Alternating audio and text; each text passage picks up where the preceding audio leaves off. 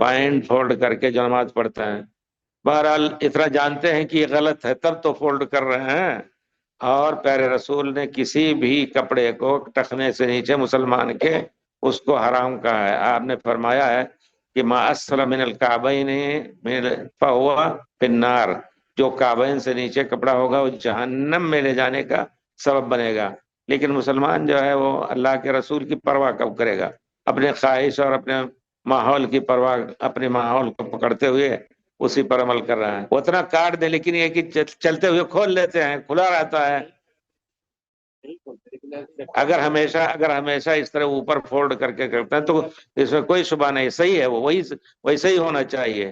یا اس کو سل لیں یا کاٹ کر کے، اگر نہیں کاٹ سکتے، فولڈ قبول کر رہا ہے کہ آپ کا چلتے ہوئے وہ نیچے نہیں اتر رہا ہے تو انشاءاللہ کوئی حرج نہیں ہے. اور لیکن نماز کے اندر نہ کر، نماز سے پہلے پیارے رسول نے فرمایا نہا یکفت الثوب، کپڑے کو لپیٹنا نماز کے اندر اس طرح کرنا یا کھولنا. اگر آپ اس طرح کر کے آئے اور پڑھ رہے ہیں تو پھر کھیلیں نہیں، نماز آخر تک ایسے ہی رکھیں.